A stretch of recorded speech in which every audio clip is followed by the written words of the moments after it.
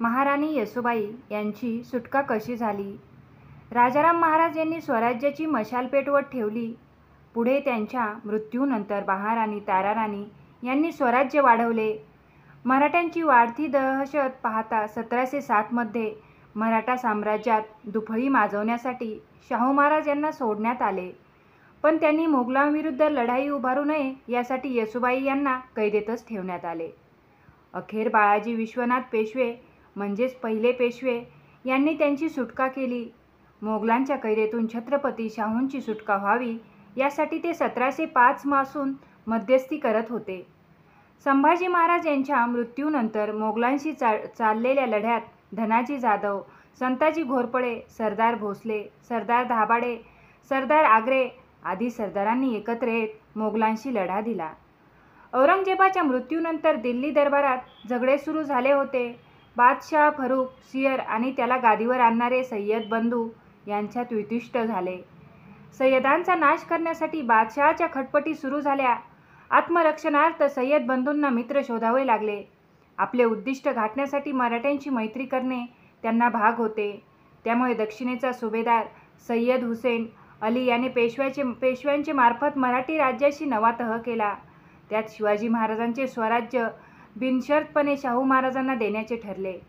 शिवाय दख्खनच्या 6 सुभ्यांचा चौथ आणि सरदेशमुखी हे हक्कही मान्य करण्यात आले.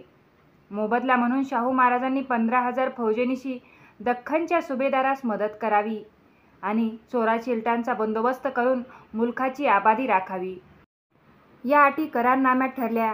या करारनाम्यावर बादशहाकडून शिक्कामोर्तब व्हायचे होते.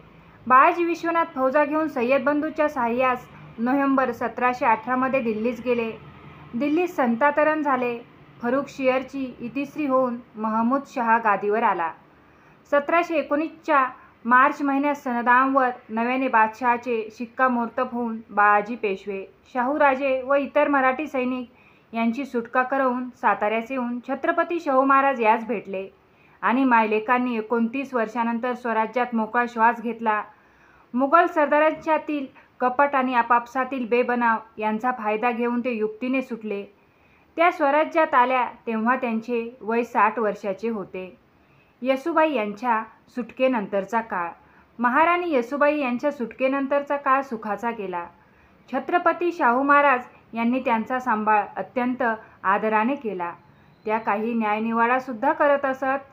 राजकारणातून त्यांनी निवृत्ती घेतली होती, परंतु शाहू महाराज यांना सल्ला देत असत. मराठा साम्राज्याच्या सीमा नर्मदे पार जाताना त्यांनी पाहिल्या. मराठा साम्राज्य वाढताना पाहून आपल्या त्यागाचे फळ मिळाल्याचे त्यांना नक्कीच वाटले असणार. महाराणी येसूबाईंचा मृत्यू. दान धर्म चिंतन यात त्यांनी आपले राहिलेले आयुष्य मार्गी लावले. इसवी सन 1730 मध्ये महाराणी येसूबाई यांचा नैसर्गिक पद्धतीने मृत्यू झाला. महाराणी येसूबाई यांचा अंत्यविधी संगम माहुली येथे करण्यात आला. छत्रपती शाहू महाराज यांनी त्यांची समाधी कृष्णा नदीच्या काठी संगम माहुली येथे बांधली. ते नित्यनेमाने समाधीच्या दर्शनाला जात.